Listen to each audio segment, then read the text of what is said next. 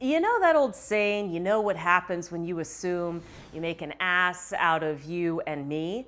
Well, I think that goes a little too far. Besides that, it's not the real issue with making assumptions during conversations. Take a look and see if your team makes this mistake. We are all busy when it comes to things that we are juggling in our lives and our careers. So don't assume that everybody is on the same page, because if you do, that is a mistake that you shouldn't be making in a business conversation. I know it's easy to assume that everybody can pick up where they left off, especially if you're just sitting in the same meeting or you just talk to the same people.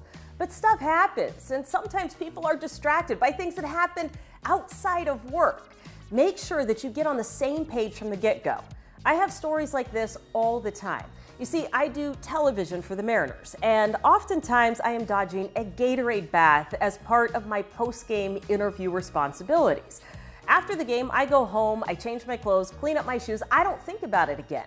Lots of things happen to me after I leave the ballpark and when I show up the next day at about 2:30. And yet somebody will come up and ask about my shoes, which to me feels a little bit weird and completely out of context. Well, the last time that person saw me, I was on TV dealing with Gatorade-covered shoes. But in my world, a lot had happened between the game and showing back up to work the next day.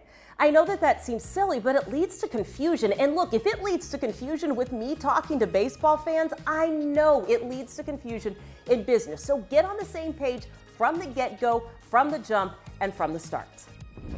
This is one of the topics that tends to come up often during my keynotes and training presentations. I've got specific strategies for overcoming that and improving conversations at work. I'd love to talk about what a customized presentation would look like for your team. Send me an email, jen@talksportytome.com.